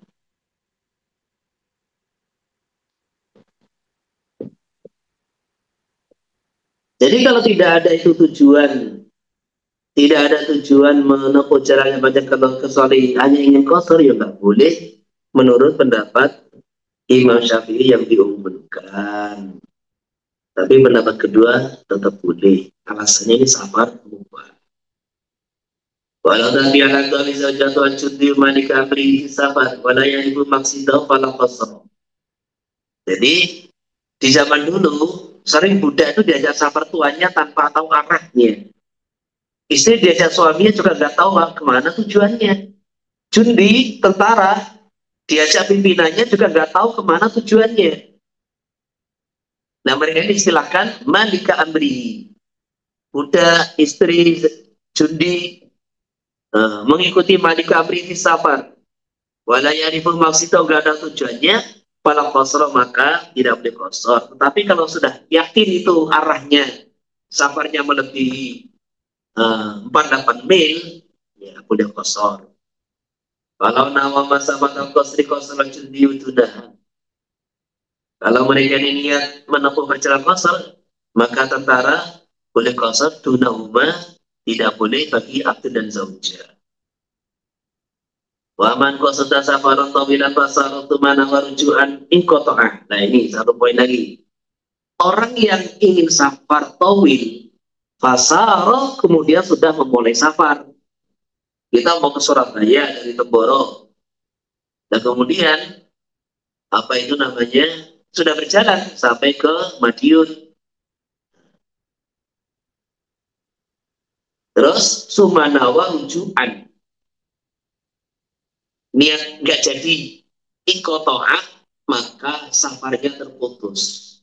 Terus dalam perjalanan pulang boleh dia kosor, ditafsir faisaro pasafarun jadid. Jadi kalau dia ini berjalan, jadi ketika dia niat balik berhenti di satu tempat, langsung putus status safar. Kalau dia ini berjalan safarun jadid. Maksudnya apa? Kalau perjalanan itu memang ada 2 marhalah, ya dia boleh kosor. Kalau perjalanan tidak ada 81 km, ya tidak boleh. Kalau ada 2 marhalah boleh kosor, kalau tidak ada ya nggak boleh kosor. Seperti itu. Termasuk tadi, pokoknya saya mau ke Jakarta. Ke Jakarta, sampai Semarang nggak jadi pulang. Lah perjalanan pulang itu boleh enggak itu kosor? Ya karena Semarang sini itu ada 2 marhalah, ada 2 marhalahnya, ada 2 marhalah, ada 81 km, ya boleh. Ini dikatakan safarun jadid. Terus ada satu tambahan masail, yaitu apa? Seumpama kita ini mau ke Jakarta, terus mampir di Ngawi, mampir di Maspati, sholat jamaah, sholat kosor, udah di jamaah lah. Lah sampai Ngawi nggak jadi, ditelepon orang rumah nggak boleh pergi, akhirnya balik. Maka yang dipertanyakan itu sholat jamaahnya gimana, diulangnya apa enggak? Tetap sah. Kenapa? Karena posisi kita tadi ketika di Geneng atau di Maspati, sholat jamaah kosor, dalam posisi status kita ini betul-betul musafir, safaron tawilan mubahan. Maka sah. Lah, sedangkan kejadian di Ngawi ternyata membatalkan safar, itu namanya yudafaru bidawam. Kejadian di tengah-tengah perjalanan. Maka ini tidak membatalkan sholat yang tengah kita kerjakan. Jadi tidak membatalkan sholat yang kita kerjakan. Sholat tetap sah. Sehingga semua kita ini tadi jamak takdim jam 1 siang di Maspati, perjalanan jam 2 sudah sampai Ngawi atau setengah 2 balik. Nah, nanti kita tidak wajib mengulangi sholat asar. Itu tadi alasannya. Ikito usafar kapan? Ketika dia rujuk. Ketika dia rujuk. Terus kalau dia berjalan lagi, safarun jadi safar baru. Walayatarafasu angasi bisafarihi. Nah, ini dari yang kita uraikan, mafhum daripada safarun mubah. Orang yang masih dengan safarnya tidak boleh mengambil rusuh safar. Keabikin seperti budak yang kabur dari tuannya. Wanasizatin dan istri yang kabur dari suaminya. Kalau ansya mubahan, kalau dia ini titik jelas ini al-asi di safar, nggak boleh tarafus. Terus kalau ansya mubahan itu maja'alahu maksiatan. Kalau orang memulai safar tuh awalnya mubah, di tengah-tengah dirubah jadi maksiat, maka ada 2 pendapat. Fala tarafuso, tidak boleh ambil rusuh. Menurut pendapat ashab yang diunggulkan. Jadi awal maksiat ini mubah, awal safarnya mubah, kemudian dirubah di tengah-tengah, dirubah jadi safar maksiat. Walau syawasiyatu mataba. Nah, sekarang dibalik. Awalnya safar itu maksiat. Tumataba di perjalanan dia taubat. Famursyibun di safari min hayri taubati. Maka dia dihitung memulai safar dari sejak taubatnya. Jadi kalau safar tersisa itu ada 81 km, nah, yo dia boleh tarokhus, kalau nggak ada yo tidak boleh.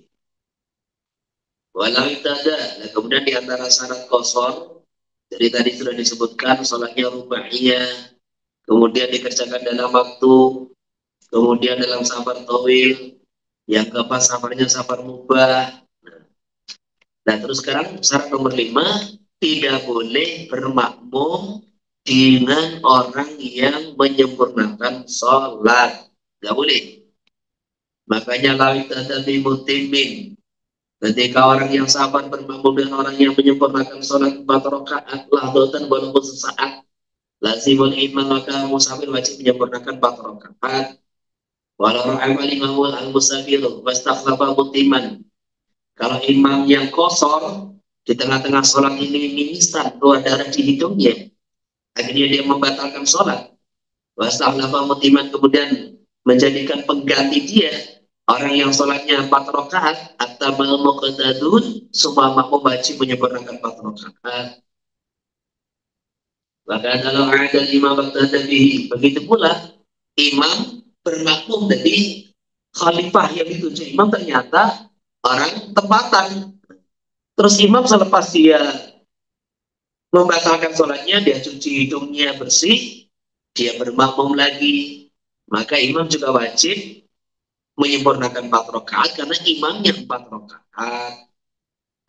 Dan imam bakadalah dan imam waktu tadi. Jadi imam mengulangi sholat dan bermakmum dengan itu mustakhlaf. Mustakhlaf. Walau laziman ikmamu muqtadiyan.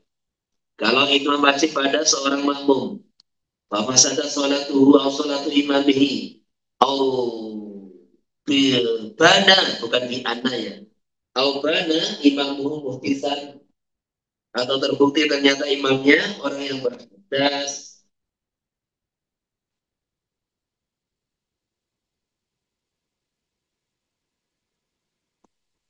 Jadi apabila seorang makmum wajib itmam, jadi wajib sholat 4 rakaat, awalnya dia qashar ternyata imamnya itmam, maka dia wajib itmam, terus batal sholatnya, sholat makmum tadi, atau imamnya batal, atau ternyata imamnya itu hadas atamma, maka nanti dia wajib menyempurnakan 4 rakaat juga. Walau tadi madanahu musafiran babana mukiman. Kalau dia bermakmum dengan orang yang disangka musafir ternyata orang tempatan. Au biman jahila safarahu atamma, atau orang yang dia tidak tahu dia musafir atau tidak, maka atamma makmum juga wajib itmam.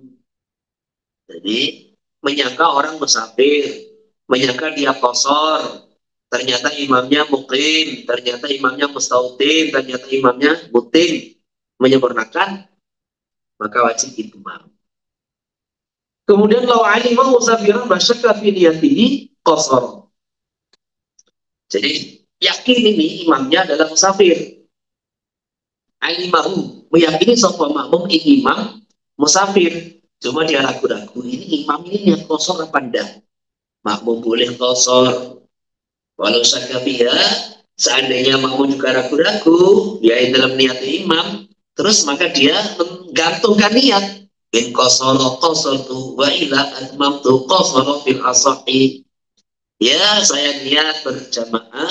Kalau imam qasar, saya qasar. Kalau imam dah, ya saya imam qasara. Makmum semacam ini boleh qasar fil asahi. Kemudian syarat nomor 6. Syarat nomor 6, istalatul qasri niyatul fil ihram. Harus niat qasar di dalam ihram. Wa taharruzu an munafiya dawaman, dan menghindari dari segala yang bertentangan dengan niat selama sholat. Walau harama qasiratu mataradada fi anau yaqsur au yutimu, itu contohnya mengerjakan perkara yang bertentangan dengan niat. Ketika ikram qasiran dalam posisi niat qasar sumataradada, kemudian dia ragu-ragu ya anau yaqsur au yutimu, apakah dia qasar atau menyempurnakan, bi annahu yanawal qasar, apakah dia niat qasar atau tidak, qama imamu li salisatin. Jadi contohnya perkara-perkara yang bertentangan dengan niat, jelas di awal niat qasar, terus kemudian dia ragu-ragu, ini tak qasar atau tak sempurna niat. Soal kedua, dia niat qasar, atau dia ragu-ragu, aku tadi sudah niat qasar apa belum ya? Padahal tadi sudah niat qasar. Di tengah-tengah sholat, ragu-ragu, niat qasar atau belum. Jadi, fi annahu nawal qasar ini kembali kepada sumataradada fi annahu nawal qasar amna. Atau imamnya berdiri rakaat ketiga, fasakka, kalau muqimun ausahin. Ini imam berdiri ketiga ini, memang dia ini mau sholat 4 rakaat, apa ini orang yang lupa. Maka subhanallah, kan gitu kan? Jadi atamma, maka makmum wajib menyempurnakan 4 rakaat.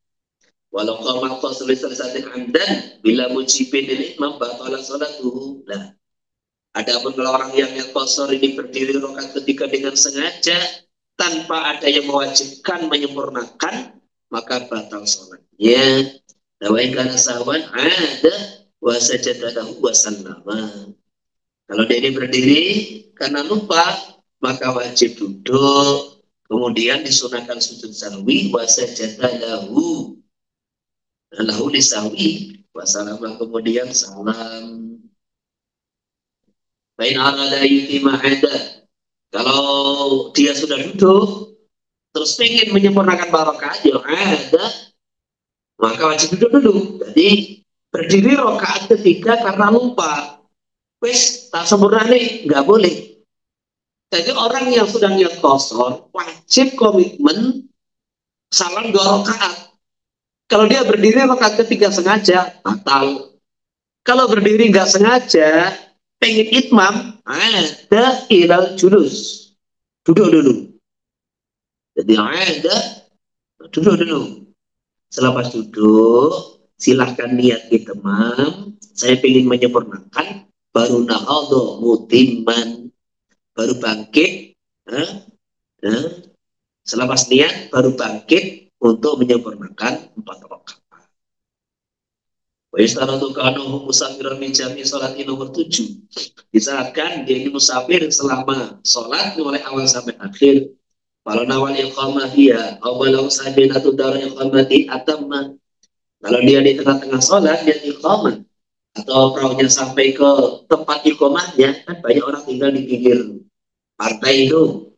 Ternyata sampai tempat tinggalnya, tempat iqamahnya atamma, maka dia wajib menyempurnakan salat. Wal qasru minal itmam al masyhur. Nah, sekarang terakhir pertanyaan. Tadi dikatakan dalam madzhab Syafi'i orang yang sudah safar tawil itu boleh qasar. Sekarang pertanyaannya, utama mana? Sholat 2 rakaat bagi musafir atau 4 rakaat? Jawabannya ditafsir. Qasar lebih utama dari imam idza balagha salasa marahil. Kalau safarnya sampai 121 km. Tetapi kalau kurang, maka nggak boleh. Maka afdalnya itmam, bukan nggak boleh, afdalnya itmam. Kenapa? Khurujan min khilafi Abi Hanifah radhiyallahu anhu. Jadi Imam Abu Hanifah itu kalau safarnya itu ada 121 km, maka qasar wajib. Kalau kurang nggak boleh. Nah, makanya kalau safar kita melebihi 121 km, ada 121 km atau lebih, afdalnya kalau kurang, afdalnya itmam. Wa sawadhu minal fitri illam yatadharri. Pertanyaan kedua, orang musafir ini kalau kondisi puasa Ramadan, ini afdalnya puasa atau tidak? Yuk ditafsir. Bagi orang yang tidak tadarur, tidak terganggu, juga tidak merepotkan orang lain. Jadi orang yang tidak terganggu kesehatannya, tidak terganggu fisiknya, tidak merugikan, merepotkan orang lain, afdalnya puasa.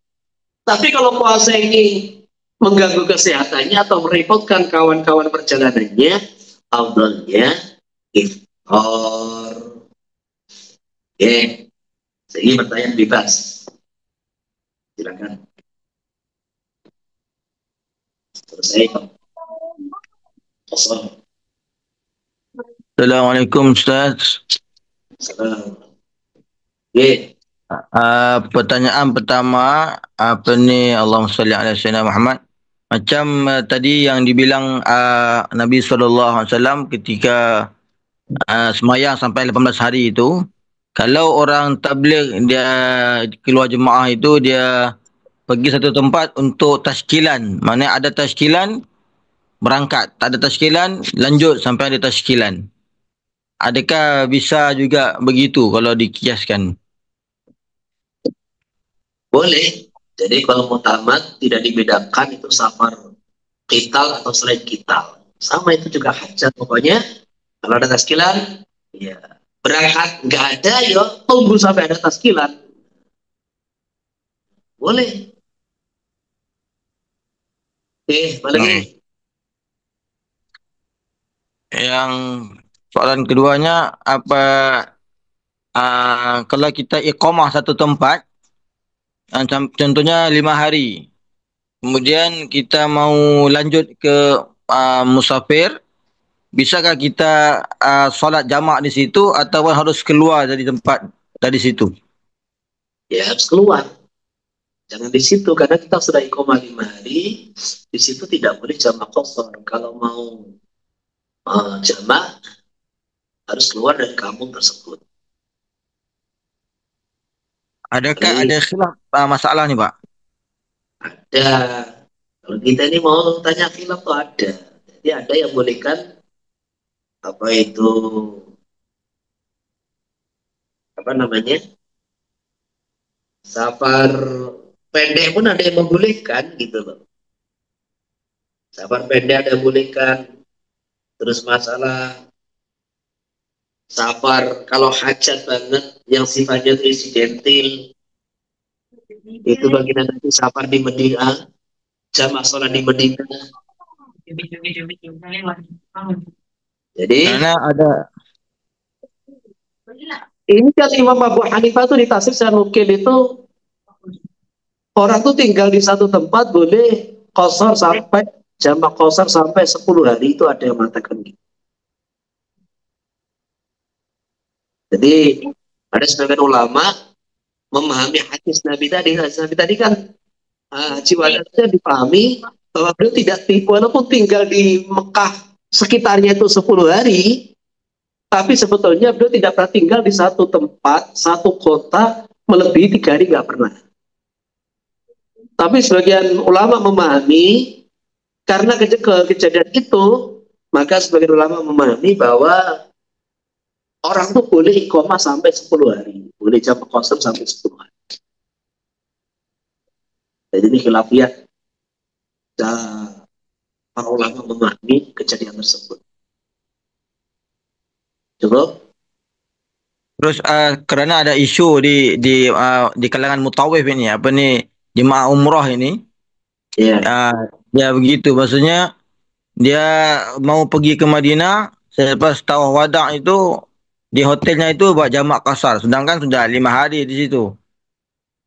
Ya. Ah,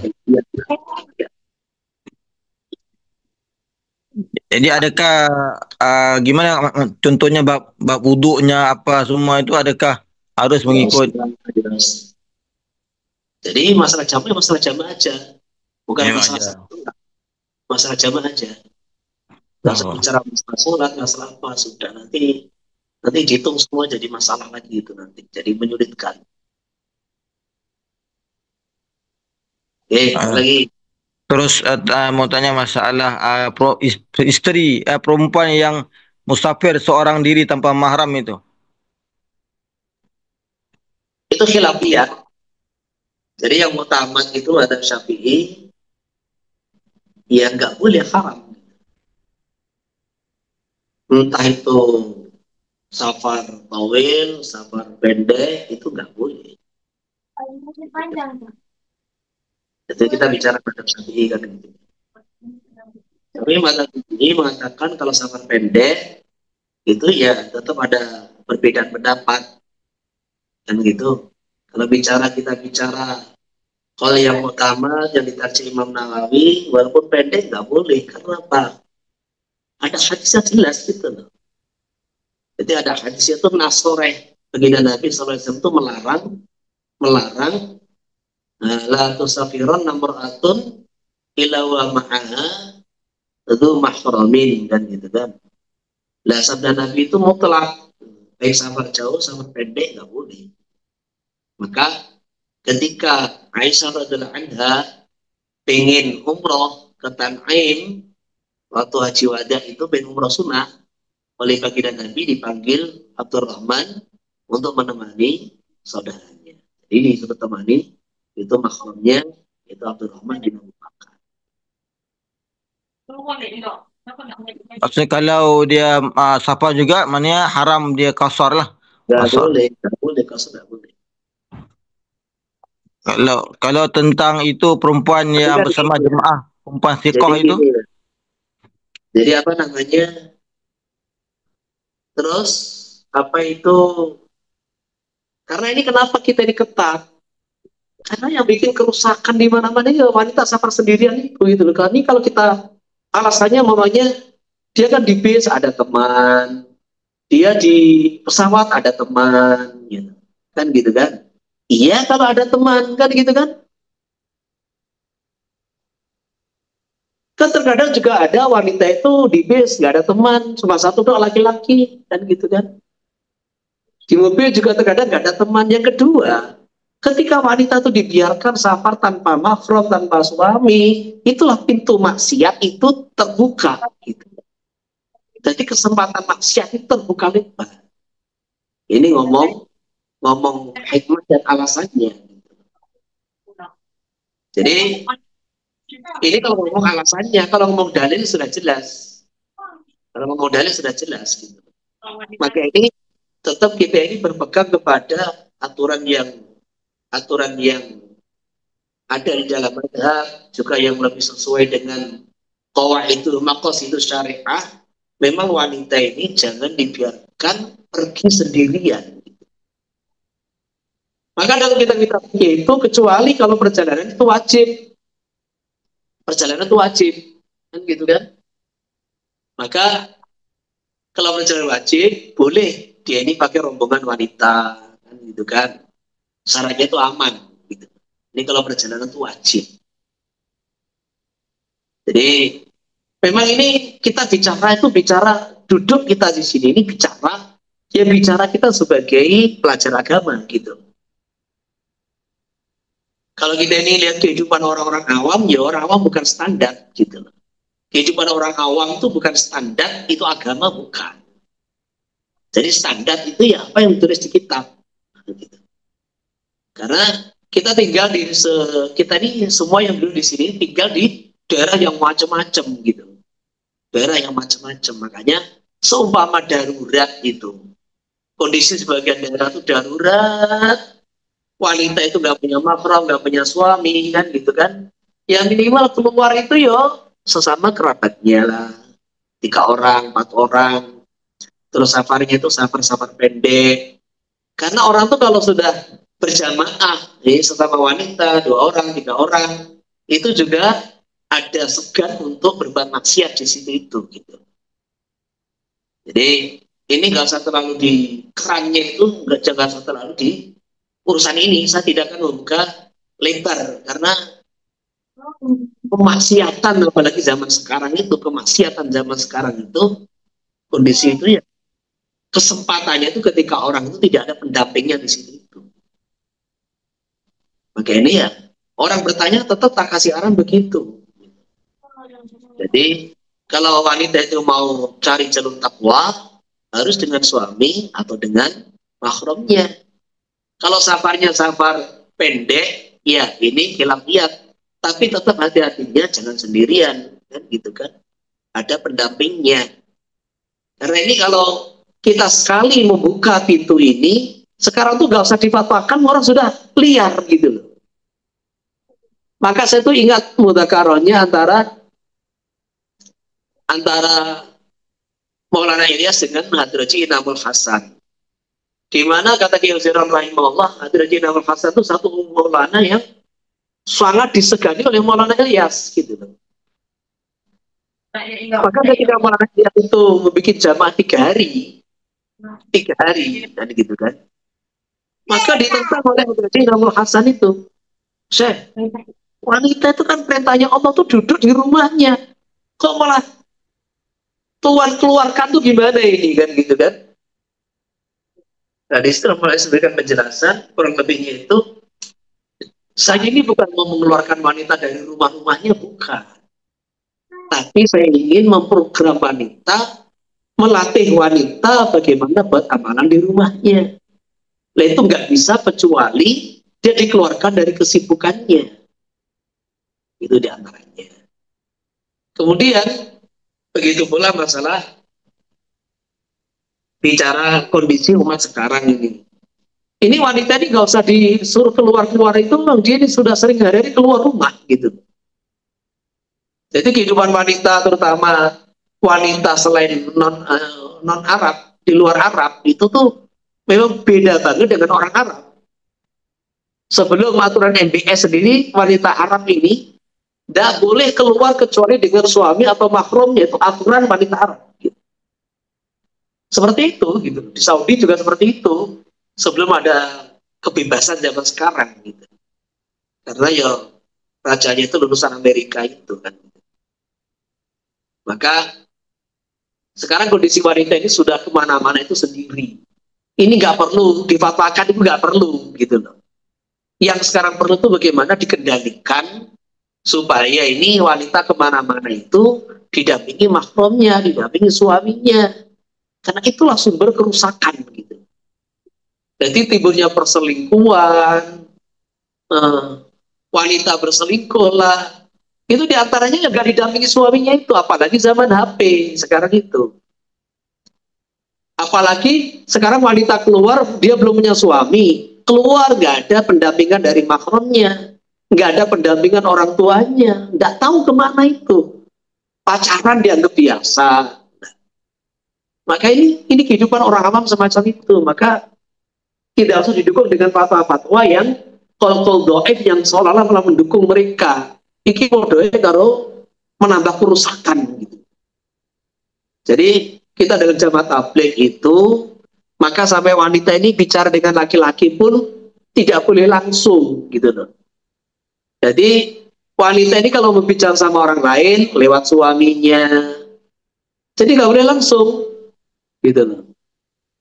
Nah itu, maka tidak ada tarbiyah itu yang lebih berhasil urusan ini, lebih orang tabligh itu nggak ada. Dalam urusan ini diantaranya, gitu. Tarbiyahnya itu bagus banget gitu loh.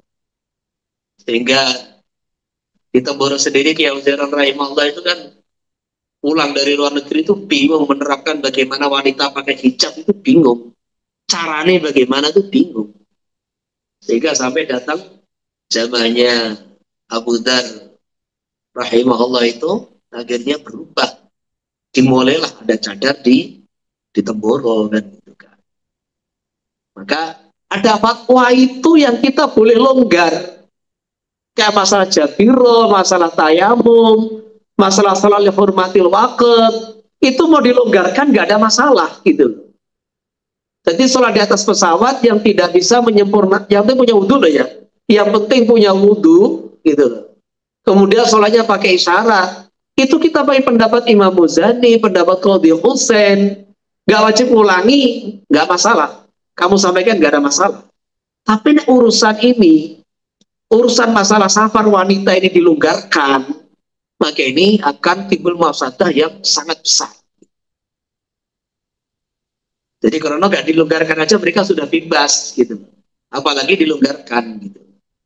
Maka kita harus berusaha untuk membuat pembatasan dan pengaturan supaya kerusakan-kerusakan itu tidak menyebar kemana-mana, tidak merusak keluarganya orang Islam. Gitu. Ya dengan bahasa yang pelan-pelan, dengan bahasa-bahasa yang menyampaikan apa itu resikonya, apa kerugiannya. Jadi kenapa harus pakai mahram, kenapa apa. Jadi ini bukan menyulitkan kaum wanita, bukan. Justru ini adalah melindungi kaum yang lemah. Gitu. Jadi Islam seperti itu karena ini melindungi kaum lemah. Yang kedua itu adalah menghindari mafasid yang timbul ketika wanita dibiarkan keluar sendiri tanpa pendampingan. Minimal ini kalau kita ini minimalnya mereka ini bawa rombongan lah gitu. Yang diyakini aman di jalan dan diyakini rombongan ini orang-orang yang firqah. Itu minimalnya seperti itu. Dan itu dibatasi safar pendek gitu. Kalau safar jauh enggak. Kecuali kalau mau darurat, ya ad-darurah tubihul mahdurat gitu. Kalau sudah darurat itu nggak usah dibicarakan. Karena ad-darurah tubihul mahdurat, tetapi memahami darurat itu bagaimana. Nah itu karena orang tuh terkadang tuh diajak bicara hukum itu ya kondisi harus sadar, kondisi harus punya iman. Karena orang tuh kalau nggak punya iman, nggak sadar, diajak bicara hukum ya nggak masuk gitu. Yang terima syariat itu hanya orang beriman. Jadi Kita ini bicara dengan siapa, duduk di majelisnya siapa, nah disitulah. Maka perkara ini, wanita-wanita zaman sekarang ini sudah keluar, nggak ada pendampingan orang tua, nggak ada pendampingan mahram, nggak ada pendampingan, kecuali keluarga-keluarga terhormat. Yang ada pendampingan itu keluarga yang masih menjaga muru'ah, keluarga yang masih menjaga harga diri. Itu yang perlu pendampingan di situ itu. Oke, cukup ya. Oke, itu yang disampaikan. Mudah-mudahan Ya Pak, jazakumullah. masih barakah, pemulihan. Subhanallah.